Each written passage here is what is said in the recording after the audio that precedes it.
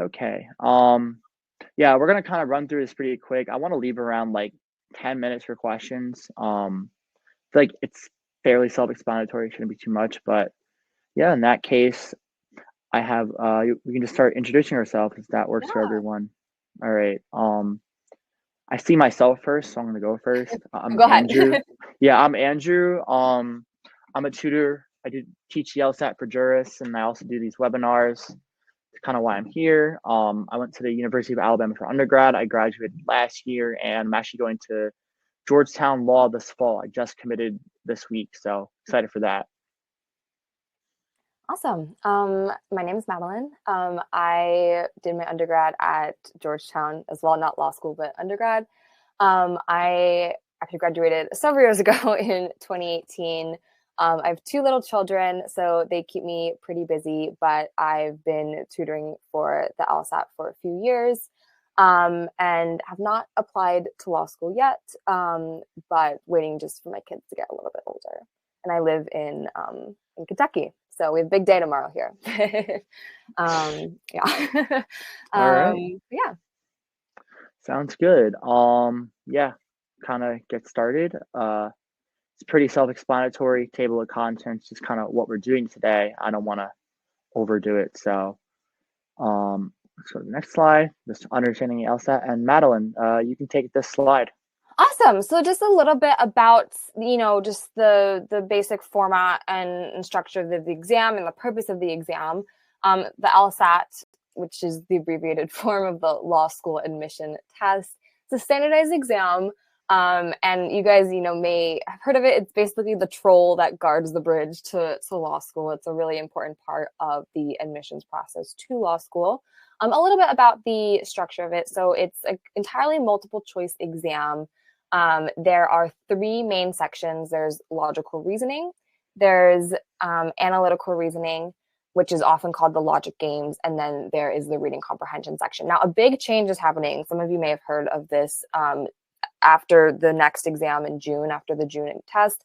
The logic game section will be removed from the exam. So going forward, starting in August, there's only going to be two types of sections on the LSAT. There will be two logical reasoning sections and one reading comprehension section. There's also going to be, and I think this is touched on in the next slide, an unscored experimental section, which Andrew will elaborate on in a moment. There's also a writing portion of the exam. It's called LSAT writing, and it's unscored. It's administered separately. The format of it is changing slightly over the summer. So if you've happened to have taken the LSAT before, you don't have to do the writing again. But if you're taking the exam, August or forwards, slight format change, but nothing too different. Obviously, it's important to be familiar with the format of Yeah. the exam so you know what to expect. It also can just help having having an understanding of it before you even start the study process too, just to know what you're getting into. Yep. All right. So these are the first couple of things you're doing. Yeah, I changed this up a little bit. It said approximately 35 minutes. It just is. It's not approximate. However, this will change if you get accommodations, which I can touch on more later. But, you know, standard, it's 35 minutes. It's for every section. For logical reasoning, it's not one, it's two sections. Well, now it's one section. It's going to be two in August, but it has anywhere from 24 to 26 multiple choice questions. It said total of 50. This ignore that. It's going to be 50 in August. It's 24 to 26 now. For the logic games, same thing, 35 minutes a section. There's one section, there's four sets of logic games. So there's four individual games, and each of them has 5 to 8 questions.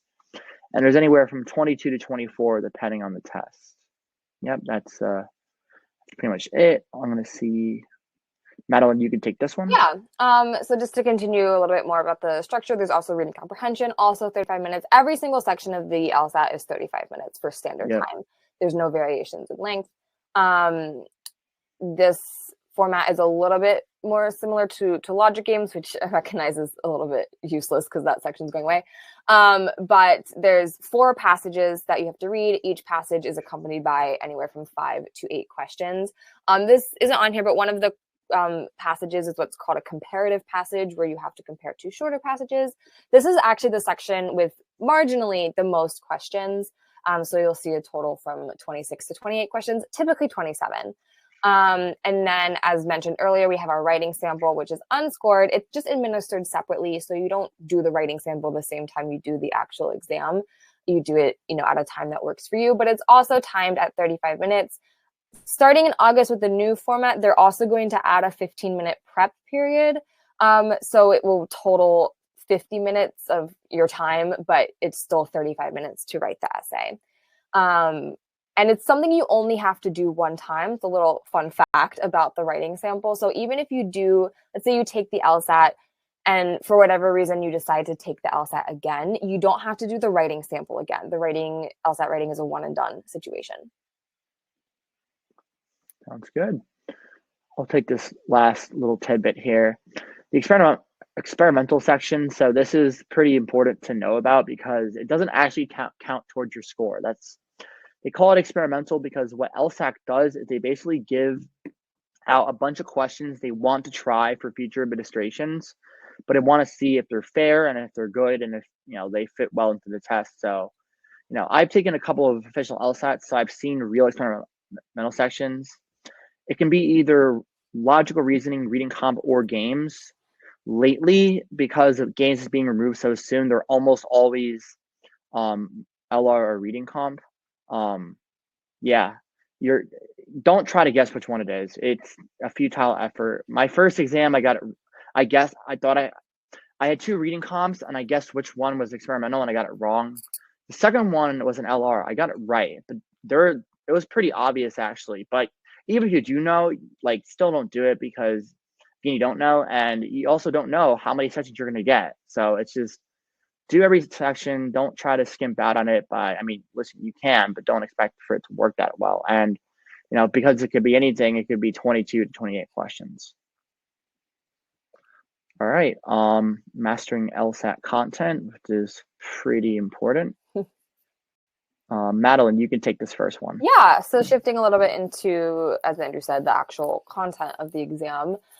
First, we'll talk about the logical reasoning section, and it is a very crucial part of the LSAT, especially starting in August when it's essentially going to be 2/3 of your score. This section is really testing your ability to comprehend arguments, analyze them, and evaluate them, meaning is it a good argument or more likely is it a bad argument? And most questions are basically variations of that theme of what does the argument say and how is it bad. Sometimes the arguments are okay, but some important things to understand for this section in order to do well. Again, an important element is just understanding argument structures. So the different parts that go into an argument, how, what is the conclusion of your argument? What are the premises that support that argument? What are any flaws in that argument? And of course, comprehending that argument is very important too. Identifying assumptions. So again, many question types revolve around the idea of assumptions that underlie the argument. So things that are unstated, but necessary to know for the argument. There's different question types. So in this section, again, we have about 25 questions. They don't just, each question has its own stimulus. They don't just ask whatever they feel like asking. They ask, a prescribed set of questions. There's around, different people classify them slightly differently. I consider there to be like 12 question types or so. But it's helpful to really know what they're asking, especially from a timing standpoint. I just think it helps to make, the exam your taking of the exam a lot more efficient. When you can see a question right in front of you, identify immediately what they're asking and get right to it. Mm-hmm. We don't want to be wasting crucial time. What are they asking? They're asking one of a certain amount of things. they're not that creative. Yep. I think a big portion of this exam, and this is why we do a ton of practice, is the more you practice, you realize the LSAT can be quite formulaic. And so really putting a lot of time and practice into it, you start to unlock that formula a little bit.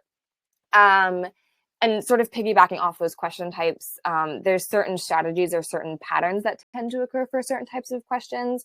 Some types of questions very frequently feature cause and effect arguments. A lot of them, different ones feature conditional arguments. A lot of question types have really inherently weak logic. There's just certain peculiarities to different question types. Another strategy as well that's very helpful is to, you don't want to just rush through it. You don't want to just read your argument and then dive straight into those answer choices, because they can also be quite wordy and dense and complex. So what is really helpful is to really try to be a proactive test taker, to read your argument, to really identify any weaknesses, start to anticipate what you might be looking for in your answer before you even look at those answers. That can help make the questions a lot easier. Easier is a relative term here. They're still hard. Easier and faster to do as well. And as this last sort of bullet point says, doing this, and of course, reading every word very, very closely, cannot overstate the importance of this, are very essential to doing well. I always sort of joke that the LSAT is basically a very, very hard reading test when it comes down to it.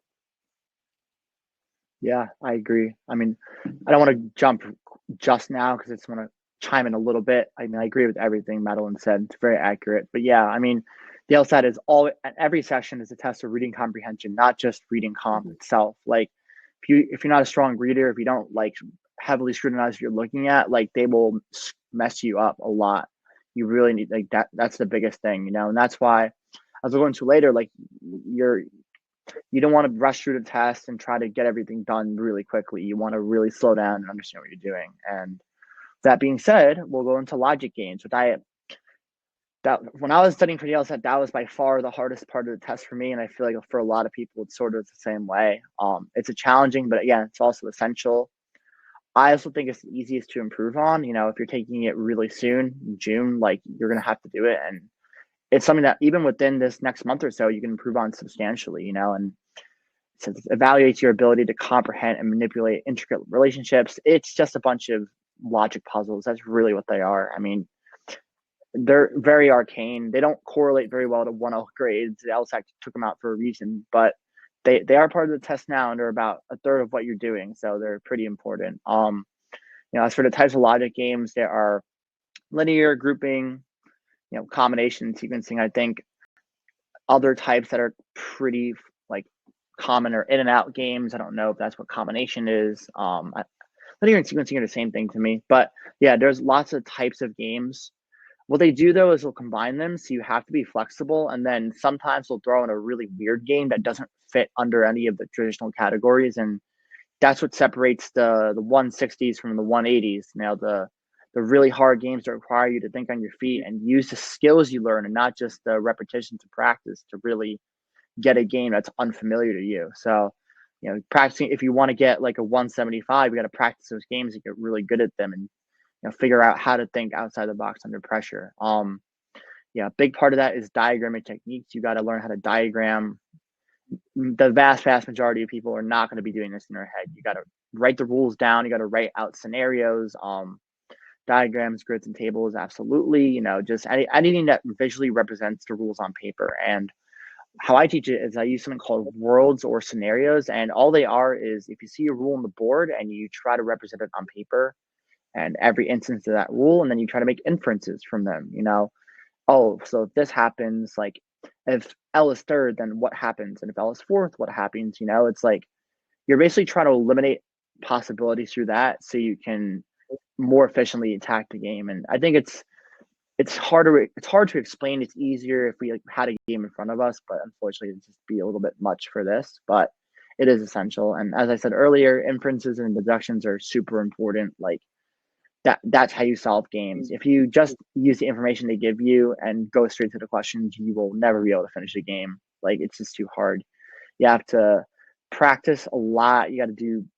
I probably did over 250 logic games before I got like mostly perfect at them. And I don't think that's atypical. You have to keep doing them and get a muscle memory for like, you see a certain type of game, you're like, oh, I have to do this and this, it's all about repeating things and seeing patterns, and that's how you get great at the games. And yeah, approaching complex scenarios, like, it sort of combines everything else. But yeah, you want to combine a game into manageable parts. You want to see what rules are the most important and what rules are not very helpful, and that's what worlds do.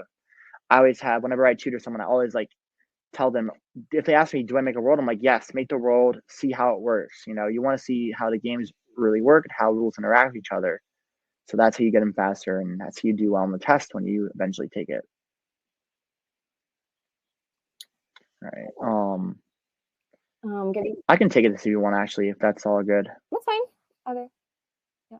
All right. Yeah, I like reading comp. I'm a strong reader. I think it's the most important skill in the LSAT. Like, it's something that you will always be doing in law school. And, you know, if you can't read too good, then you should probably consider whether it's the right field for you, because law students read all day. You read 10 hours a day. So when you're doing reading comp, this is your prep for law school. And there's a few things you can do to get good at it. Yeah, active reading is essential for reading comprehension. I'm a naturally strong reader, but when I started it, I had a high diagnostic, but my score tanked a little bit after that because I was kind of reading it like a book and not really engaging with the text the way I should. The LSAT wants you to read a very specific way. You have to really look for reading for structure and read for detail, which is different than just kind of digesting a fun book. So you want to be actively engaging with it. You know, I always tell people to summarize paragraphs in their head. You know, that just making sure you understand what you're reading, and then when you're finished with it, kind of bring it all together. Just ask yourself, hey, what did I just read? What's going on here?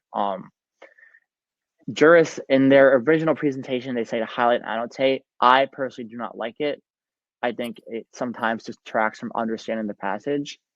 If something you like, then do it. But I think everyone should at least try to just read it. You know, you can go back and go to the text and find something if you need it. But if you over highlight, it kind of makes it harder to actually understand what you're reading. At least that's my experience. You know, finding the main idea, the main point. Most passages will ask a question about it or multiple. So just knowing that without having to use the LSAC's language is really important. And it also will drive questions that are indirectly related to it. Like, you know, what does this author say or whatever? You know, passage mapping. This is an interesting concept. What I will say is the structure of it is pretty important. You want to know what role each paragraph plays when you're taking it, because sometimes they'll ask you about it, but other times you just want to be able to, if say a question talks about a certain topic, you want to be able to remember, oh, they talked about this here, and just go to it and find it. That's how you get fast at reading comp, and like you can be accurate, but knowing where things are greatly reduces the amount of time you're spending on any given passage. Question types and effective strategies. You know, I think just doing reading comp is enough to familiarize with it. I don't think they're as important on reading comp as they are for games and LR, but they do matter. You know, and you know, strategy each question type. Frankly, I think most of the work is done before you even get to them. If you have a strong understanding of the passage, you know the structure of the passage, you know where key details are. It doesn't matter what kind of question they're going to throw at you, you'll be able to get it. So I think, you know, predicting answer choices and referring back to the passage are kind of basically what I would recommend, but don't overthink it. Like, the reading is the most important part. The questions are, I think, incidental. And this last bullet, I added it. I think it's super important. Every answer must be supported by something in the passage. They're never going to ask you to like infer an author's viewpoint based off what they theoretically believe. It has to be there. When I tutor people, I always tell them, like, I'll literally have them go and highlight an answer before they do it in practice to show them, like, hey, this is there. It's not out of thin air. You know, that's extremely important. I would recommend anyone to starting reading comp to do that. Yeah, Madeline, do you have anything No, to I add? think that's all great. Yeah, I always say to people, like, reading comp is essentially like it's like having an open book test. Like, everything you need to answer your Yep. question is right there in the passage. I really like what you said about like the questions being incidental. I think that's so true. If you really understand your passage well, the questions aren't the issue.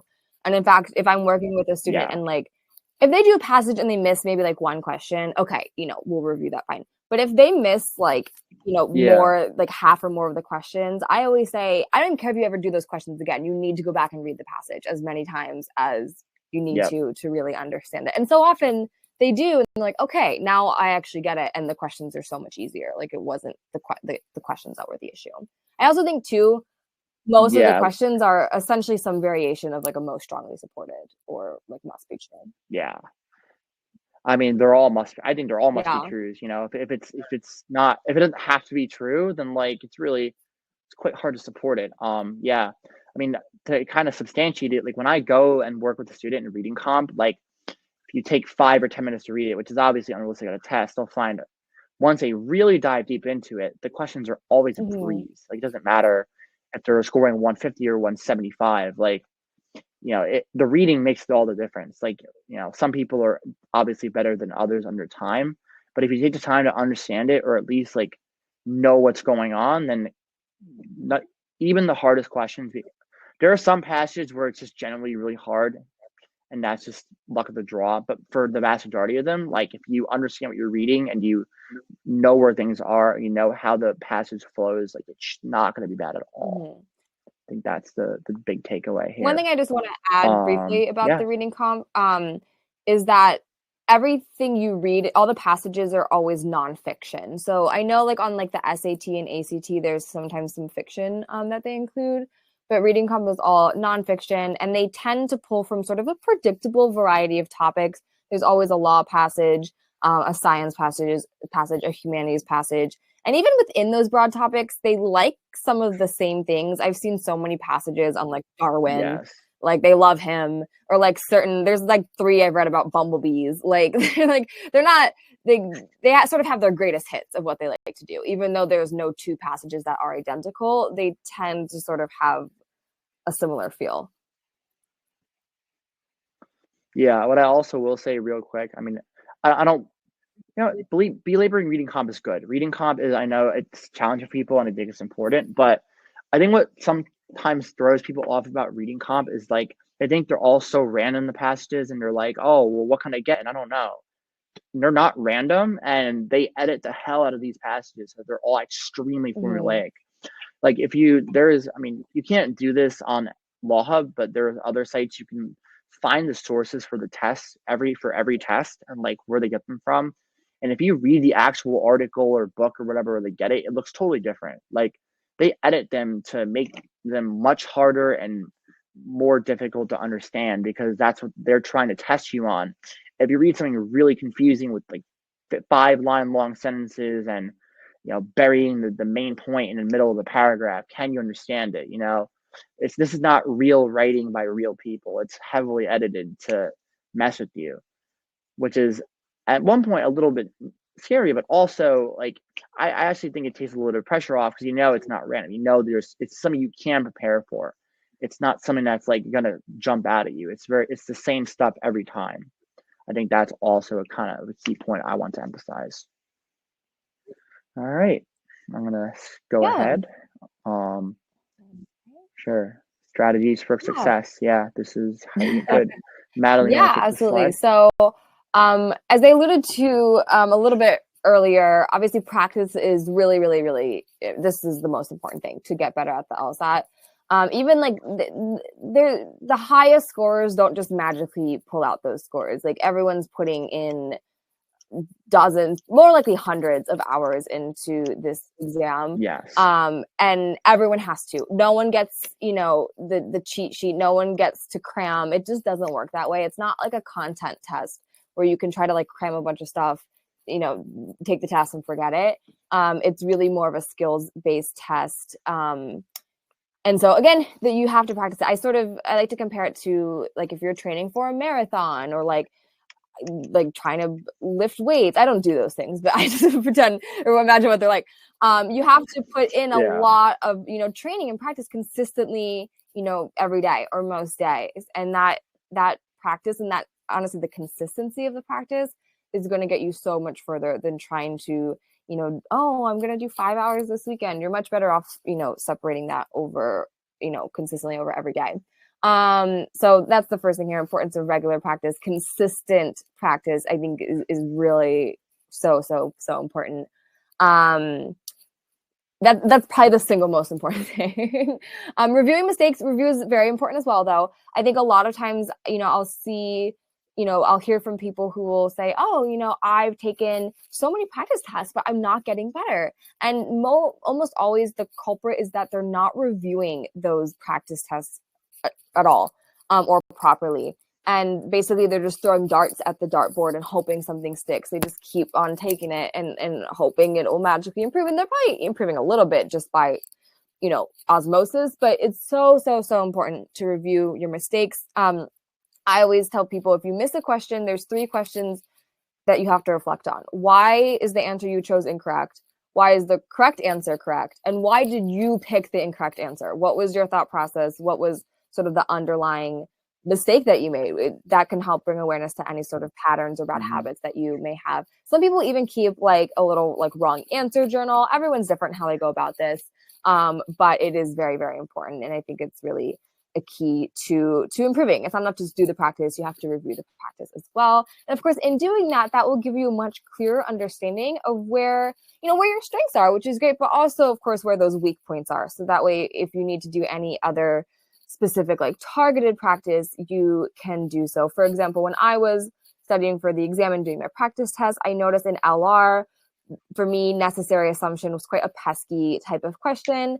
And that informed me, okay, I'm going to do my practice test, but I'm also going to just pull 15 necessary assumptions and just, we got to just do them and just get some extra practice. And it works. And it just, you can, or maybe it means you have to sort of go back to the basics and review the fundamentals for that concept a little bit more. A great practice resource is, of course, the official LSAT practice test. In fact, to me, they're the only ones. There's a lot of there's a lot of sort of knockoff like non-LSAC practice questions, which are okay, but I mean, they're not though. The official LSAC ones, the LSAC, I would just call them the LSAC, which is the governing body of the exam. They publish the official practice tests, and they're real tests. Those are real tests that were previously administered, and they are the single best source of practice questions. LSAC, again, LSAC, they have a resource called Law Hub, which on Law Hub, there are 4 free to anyone free practice tests, but there's also a paid version of it, which will give you access to all of the practice tests, as well as some other explanatory videos and articles. It's a pretty good resource. So however you go about accessing those practice tests, I think really it's one of my non-negotiables, I would say. Yeah, I want to chime a little bit as well. I definitely agree with pretty much all what Madeline said. I think it's pretty important just to I'm kind of gonna scale upwards from the bottom, just kind of add what I see fit. But for Law Hub, it's $115. But if you have like financial difficulties, you can file something with LSAC, I believe, to get, I think, either for free or heavily discounted, and you can also get a number of prep services if finances are an issue. I don't know the process of that because I don't qualify for it, but I know it is a thing. I think the Law Hub practice tests are probably the most essential part of your prep.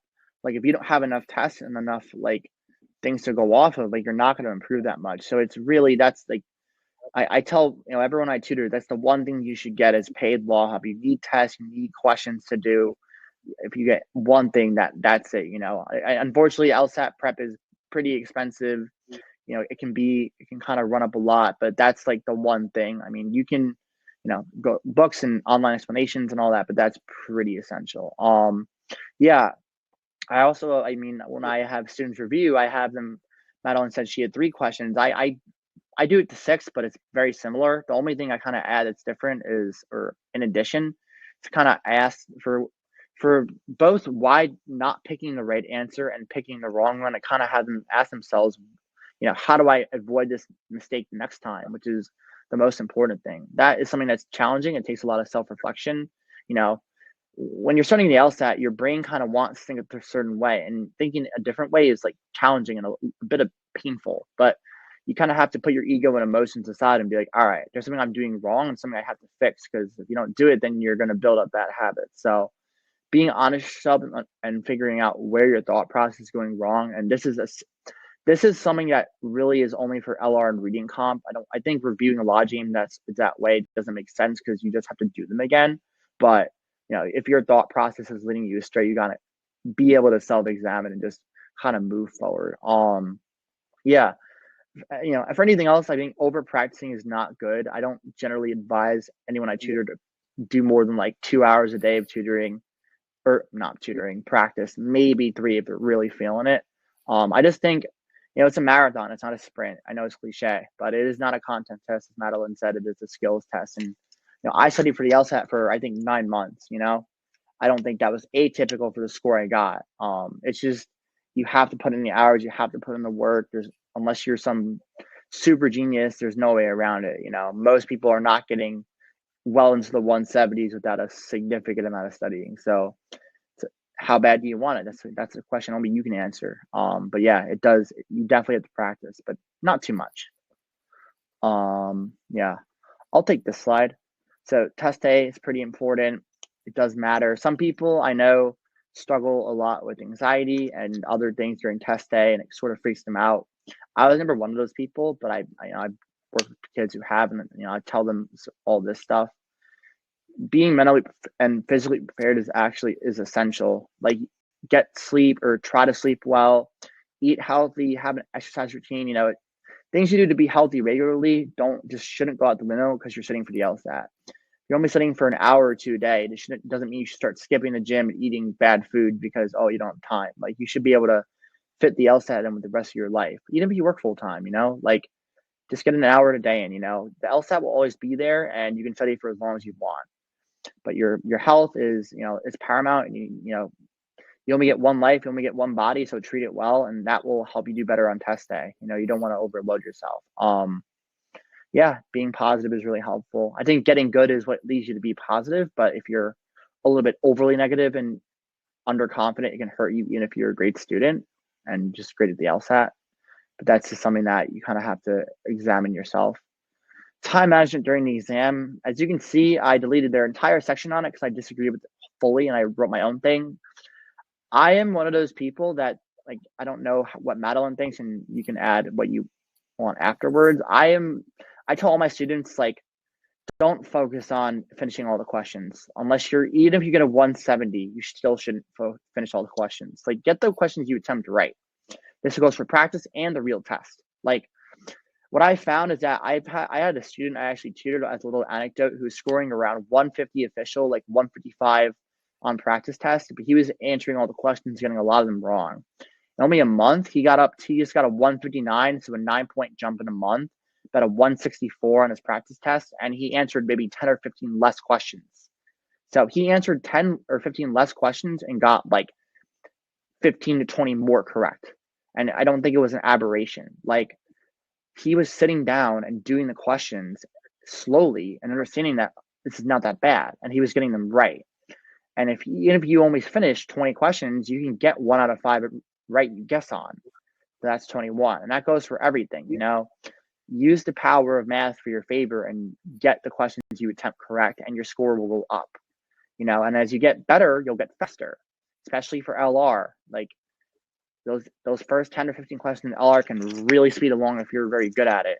So, putting in the work and understanding what you're doing. I realize this is more before the exam than during it, but it does apply too. Like, it's all about accuracy. Speed is always secondary to me. Don't rush your sections. It just very much counterproductive. And the last thing, handling test anxiety and stress. Like, do what you can. I did not need to do any of those things, so I don't know how effective they are, but definitely try to find things that work for you. Taking a deep breath, recentering, even during the test. If you're nervous, you see a hard question, take 5 or 10 seconds, take a deep breath, say it'll all be all right, go back to the question. Like, you're better off coming into things clear-headed than to rushing and getting into a bad spot, It's okay. And it's normal to be anxious. It's an anxiety-inducing thing, but it's important. It should be exciting. So I think just getting in that mindset of it's a test. It's like any other practice test. That's what I always say. And having a ritual as well and a warm up. I didn't write that, but I always have a test day ritual, and I always warm up before every test. It's generally 3 to 5 LR questions I've already done, sketching out a logic game and reading the first paragraph of reading comp passage, just to get my brain in the test day mindset. That's pretty important as well. I know kids who practice test scores have gone up and started doing that. Yeah, Madeline, I think, there's a lot of conversation about like anxiety on test day. And I think honestly, 95% of what combats that is just being adequately prepared. Competence begets confidence. So if, Yep. there's, if you go into that exam and you've never scored on a practice test where you're aiming to score, that's really stressful because you're putting so much pressure on yourself, and it just almost always backfires, and people end up like stunned that they did worse. Whereas if you, for example, when I took the exam, it's always nervous. I mean, it's always a little bit nerve-wracking. You can't perfectly just eliminate all of the nerves, but I think I had already hit my target score multiple times in my practice tests, and so I felt very sort of just accepting and comfortable of the outcome. I knew that it would be very, very just statistically improbable that I would score outside of the range I had been scoring in. And surprise, surprise, I scored exactly where in the range I thought I was going to score. And so I think that just, again, re-emphasizes how important adequate practice is. I know I'm a broken record here, but it's really important. And Andrew, I definitely agree with you on the time. I'm not even sure what it said before, honestly. But yeah, I mean, it said the exact opposite, like focus on finishing all the questions. Like, because no, I think obviously, that. especially if you're trying to score very, very highly in the top percentiles, you have to find that perfect intersection of accuracy and speed. Of course, you do need to get nearly all the questions done and correctly. Yes. But if you're not at that point, if you're not putting up like a 170, or whatever, accuracy comes before speed.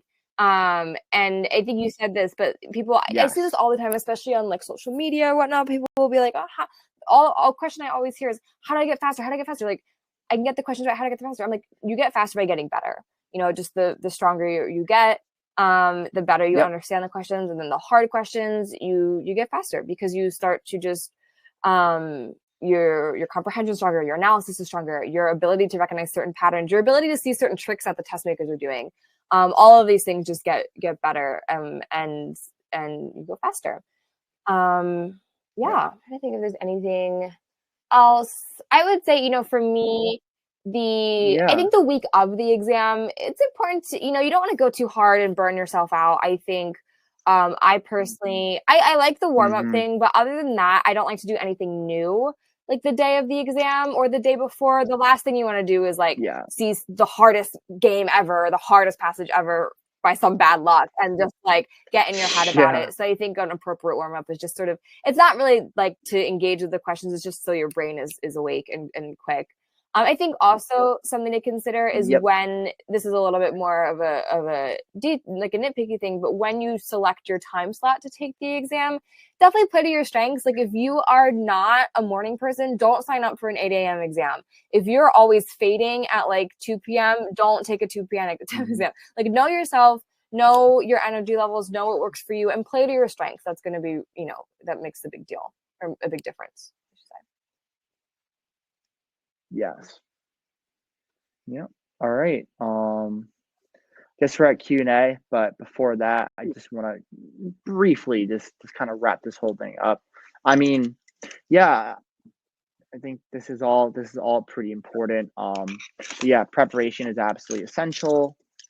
Actually, I don't have much else. I think this is good. So with that being said, I thought I had something to say, but I feel like it'll be beating a dead horse at this point. So I'm just like, all right, let's go to the questions. I know there are a few of them. So we can kind of alternate. I mean, you can take the first one from Iman and I'll take the second one. And if anyone has any other questions, definitely put them in the chat. We definitely will have time for all of them.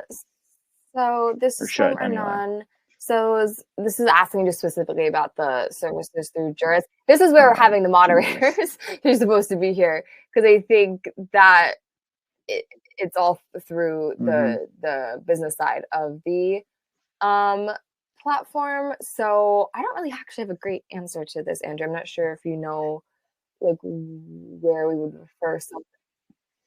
I want you to know if you have like a training or something. Yeah. So I know Juris has a tutoring program. I don't know the specifics of it. It's something you can look into. They have their website. I can go and try to find a link at some point and put it in the chat. There's all sorts of services. Just kind of try what works for you and whatever you want to do for your budget. I mean, it's all up to you in that point. I think there's a multitude of really good resources online. There's a lot of great books too. I think there are things to avoid. I mean, yes, I say avoid. Don't do Kaplan or Princeton Review. I've never heard anything good about them. other than that, like, just do what works for you. Try things out. Like, if you have a friend who's a good tutor, or just, I mean, I'm not shilling for anyone here. Just kind of figure out what works for you, but don't do those things I mentioned. I just never heard of being good. But yeah. Next thing, and I guess Kayla had the same question. And I'll go on question from Tony, and you can answer it as well, Yeah. Madeline, if you have anything else to add. But how many months should I prepare before I take the test?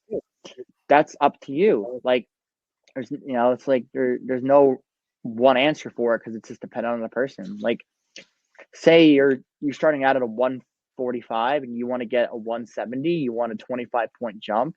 Is it possible? Yes. Have people done that? Yes.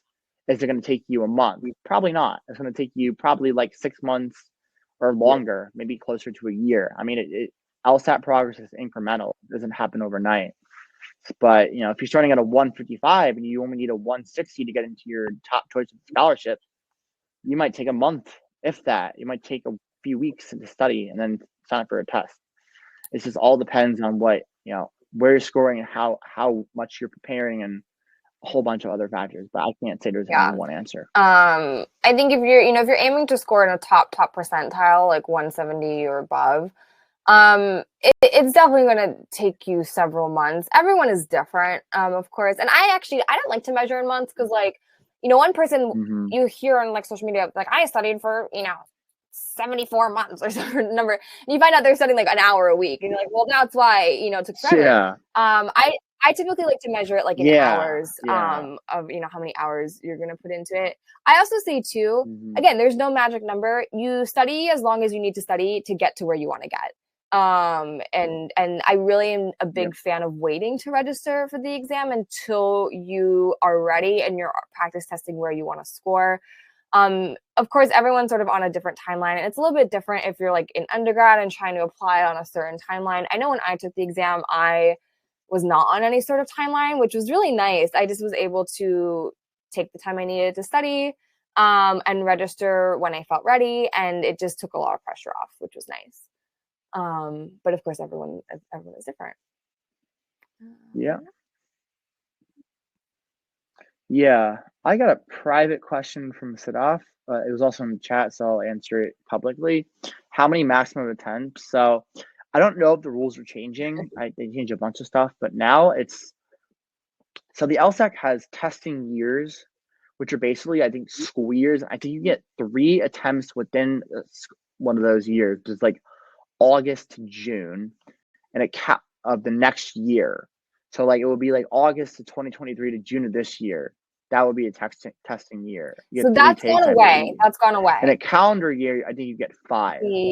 So that's going away. Yeah, I don't know what it's. Yeah, so it's 7 times total in your lifetime, and then it's 5 times in 5 years. Yeah. So within a 5-year period, you can take it 5 times. 5 years. So like, let's say I took it 5 times this year. I can't just take my 2 last times next year. I have to wait 5 more years, and then I can take it. It's kind of weird. I don't know. The 3-year thing, I think they just took that away like last year. So it used to be. Yeah, that I know that their retaking rules are crazy. It used to be like so different. It used to like average scores, and now everyone takes the test 5 times. It's ridiculous. Yeah. I got another private question. I don't know. It's not really all that private. I'll just answer it publicly. G says, what are your thoughts about using Khan Academy to use for study prep? I used it actually to start. I think it's a good baseline. I did not get that much out of it, to be honest, but if it works for you, I wouldn't discourage you from using it. It is free, so there's no downside. You're not losing any money. Again, if you don't see progress, I would say change it up. But I mean, I know people who have done. I would say if you're gonna use Khan Academy, use another thing. Go to the library. There are some good books. The Loophole is a great book for LR that I've heard of. I read like a quarter of it, but I didn't really need it. But I like its philosophy. Yeah. But yeah, Khan Academy can be good, I think, in conjunction with other things. It's actually going away. Madeline? So after June, the LSAC is ending their partnership. Sorry. Oh, like What do you not mean? Khan Academy, but Oh, the it LSAT is? stuff on Khan Academy is being discontinued after June. So LSAC is shifting most of their stuff to Law Hub Jesus. because they want people. No, it's okay because Thank they you for want. It's correcting still here me. now though. If anyone's taking the test in June, like you still have Khan, or if like you want to get a jump start now, like if you're like I want to start studying, you like it doesn't go away I think until June or the end of June. So it's still there, but they're shifting most of the stuff to Law Hub because they want people to pay for the subscription. That's I'm making an assumption there, but Yeah, that's I what I also will suspect the say that reason is. that's probably what it is. But Law Hub also does have I see they have lessons and stuff that I don't know how good they are. I've never used them, but if you didn't want to like shell out a gazillion dollars for a prep program, like that 115 order for Law Hub, they give you some lessons and I think resources on there that again, I don't know how effective they are, but they're from LSAC, so maybe they're good, maybe they're not. Sure someone has already started using them and reviewed them, so don't ask me. But there are things out there. There are good, inexpensive or free like programs out there. People are worried about it. It's just I think it's a matter of, but at the same Yeah. time, I think it's an investment. Like your LSAT score, I think it's 1 point can be worth like $10,000 scholarship money. So paying a few $100 for prep can be pay over many, many, many times in terms of scholarships and less debt and higher earning potential. So it's really, don't skip on it Yeah, if you and don't have also to, too, I I think think. just about Khan Academy or any sort of, Um, free resource, they're great, but I think many people, especially if you're aiming to score highly, just sort of reach a ceiling with them. I never personally used Khan Academy, but Andrew, it sounds like that's sort of what you experienced. Like it was helpful, but you sort of outgrew it as you advanced with the exam. yeah, I don't think their explanations were that good, especially for logic games. It's confused me more than it helped me. Like when I got it into a different program and like saw it a different way, my scores got much better. Again, it also took me many months, so I can't say whether it was help necessarily rather than just time. But I think just if you're not seeing any progress, I would consider investing more in it. I mean that's what I will say. Just do it. Like don't spend time like trying to improve in a program that doesn't work for you just because it's free. Like if you're gonna invest any money, I would do it. Make sure it's something good. But yeah. All right. I'm just gonna answer Anthony's question real quick, and then I think there's another Okay, one in yeah. Q&A you can get, Madeline. I heard that AR is not going to be a section anymore. Does this include logic games? So AR is logic games. So yes, it's the same thing. It's just the nickname for it. And yeah, in August they're not going to have it. It's going to be 2 logical reasoning sections, 1 reading comp, and an experimental, which is either going to be another logical reasoning or another reading comp. So, but yeah, it's going away in like 3 months. Jesus, that's so crazy. But yeah, All right, we have I think a question from Tony. It's also yeah. oh yeah, sorry. Madeline, Oh no, I was just no, going you to can go ahead. the next question. I think it's this one from Tony. Or someone asked, I think, about getting admitted to Vanderbilt. Honestly, this is how for any school, you have to Yes. LSAT and GPA. You want those to be as high as possible. I think that is really regardless of where you're applying to, but of course to a competitive school like Vanderbilt, or obviously Andrew, at Georgetown, right? The single most effective thing you can do is just get a high LSAT score. And of course, if any of you guys are in undergrad currently, do not sleep on your GPA. You can't go back and change that after you graduate. Oh, don't. I learned that the hard way. But the great thing is if your GPA isn't amazing, the LSAT can make up for it. It doesn't really work the other way. So definitely aiming to score highly on the LSAT. Definitely do research into the specific stats for the school. So what the median is for LSAT and GPA, you'll definitely want to try to score that or above, of course. Even for the most competitive schools like Yale, Stanford, you can have amazing numbers and it's still somewhat of a toss-up. That's where things like essays come into play, luck, honestly. If the stars are aligned the day they that's sort of the nature of it. But overall, I think a big mistake I see just across the board with people applying to law school is they just like, oh, I'll just write a really good essay and ignore the numbers element of it. You have to bring the LSAT, you have to bring the GPA. Sometimes you hear these anecdotal stories of people getting admitted to top schools with a relatively low LSAT score, and that's great, that's wonderful, but that's definitely the exception. It's not the norm. And so don't let that skew your perception of how much work you have to put into the LSAT. So Yeah. For personal, I actually applied to Vanderbilt. I got waitlisted, and I had a 3.8 GPA in undergrad. I had a 173 LSAT, so I was above their LSAT median by 3 points, and they're 75th by 3 points. I was a little bit below the GP, not that far below. Didn't matter. Didn't get in. So it's really random. Vanderbilt's a very challenging school to get into. There are people with higher stats than me who haven't gotten in this year. You can't guarantee anything. Like, I feel like I underperformed a bit this cycle compared to what I thought I was going to do. It's competitive, and as Madeline said, I had a 2.1 GP in my first semester. I did dual enroll in my senior high school. Unfortunately, it's not something, I wrote an addendum. It doesn't really matter. Like, it's not that holistic. The LSAT does help, and I'm going to a good school and a scholarship. So I think it worked out okay. But, if you're an undergrad, get a 4.0 every semester. Like, do whatever it takes, take easy classes. Brown nose I'm not joking. Like, get a 4.0. That is the number one. Don't even worry about the LSAT if you're an undergrad. Like, honestly, your GPA, you can it opens so many doors. Like, I'm looking at the stats for people who have I had a 4.0 at my undergrad college. Before I did senior year dual enrollment, I did terrible. But looking at the people who had that higher GPA and the same LSAT as me, like, they got so much more scholarship money and better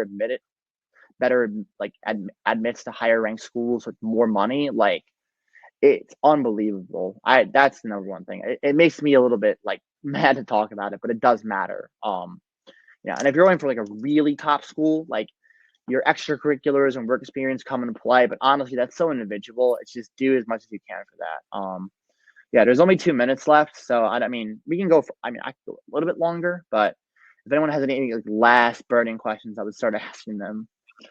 I'm gonna answer Anthony's question pretty quick, the other one, and then we'll see what anyone else has left. I was thinking of taking my test in my works library. I'm assuming a law library. They have a bunch of rules about where you can take tests. You have plexiglass, floor to ceiling windows, for example. I would consult the website. They have all the rules. Just take it in a room that doesn't have big windows and doesn't have anything else in there, and you should be okay. And make sure it's quiet. Make sure you wear earplugs if you're going to take it at home. All that stuff. But yeah, there's a whole thing on their website about it. I could probably link it if you want. But yeah. Anything else? Anyone have any other burning questions? I'll stick around. All right, Madeline, you want to kind of wrap this up? Oh, the books in the background. I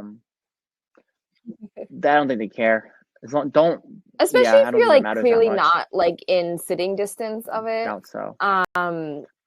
It's fine. And if anyone, just so you guys know, if you're taking it remotely, if there is any sort of issue, they will tell you and allow you to fix it or something. It's not like they're just going to be canceled. I will say they've changed proctor since I took it, but from my understanding, they're not gonna look. They're not out to get you. Oh, yeah. The best resources you use to study this. Yeah, we'll take this last question. I mostly self-studied. I really just used the PowerScore Bibles to get me started, and then I just used practice tests. Honestly, that's all I did. At the time, it just really wasn't feasible for me to do anything beyond that. And it was effective. For me, I wouldn't say I like the PowerScore Bibles. I don't think you have to use those. There's a lot of other great resources or books as well. I think honestly, the most important thing, you have to have practice tests.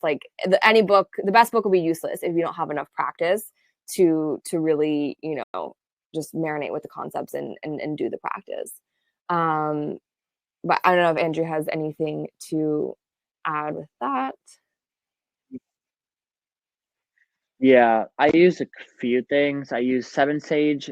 LSAT Demon was my favorite. I really like LSAT Demon. I love their approach. Honestly, though, like those are not cheap. I was lucky. I had my parents being pretty supportive there, and I'm sure they're happy that I got a scholarship from it. But I honestly think most of the gains you can get from using a program like that can come from A, doing practice tests, B, reviewing them closely using a good framework, and you can find explanations Yeah. online for pretty much every LSAT question. Just literally blind, like reviewing tests, figuring out, and then for logic games, like, there are free resources about worlds and such, and like you can find a lot of this stuff online. It won't be the full version, and they'll paywall you a little bit, but you can get like 80% of that, like the stuff you get from using that test, you can get from just like, again, it depends on I don't know. At least for me, like the more I tutor, the more I realize like a lot of that stuff is you don't need another entity or program or person. You can just do it I yourself. think everyone's different too. Like some people have different But yeah, need either more levels of accountability or just benefit from certain ways things are explained. So I think a lot of it is a little bit subjective too.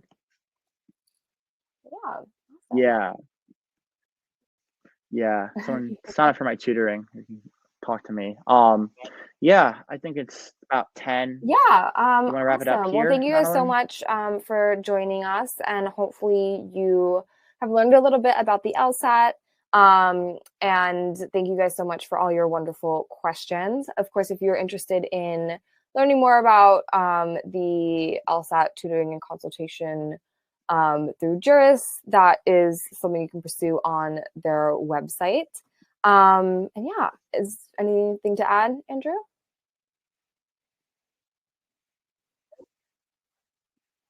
Nope. Yeah. Thank you guys for all your questions. Good audience.